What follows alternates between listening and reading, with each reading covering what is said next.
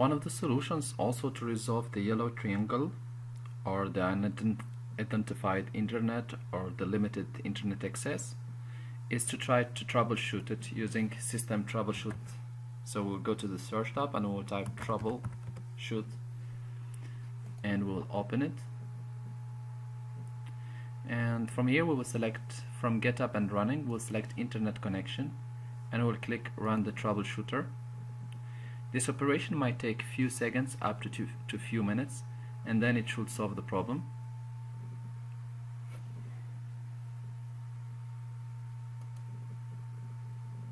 So you will have just to click next. So here it says that DHCP is not enabled for Wi-Fi. I will try this repair as an administrator.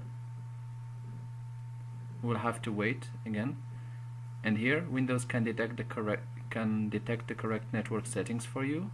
We'll just click apply this fix and we'll continue.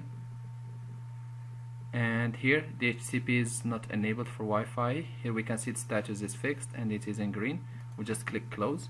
We come back here, there is no yellow triangle anymore. We click to open our internet and we can go just to control panel.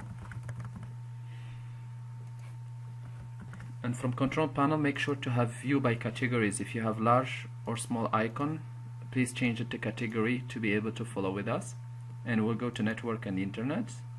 We'll go to network and sharing center. And as you can see, I'm connected to this public network. It is now working. My Wi-Fi is working correctly. And I'm receiving and sending packages. This is one of the solutions.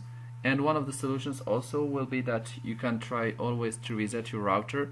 This also might solve the problem.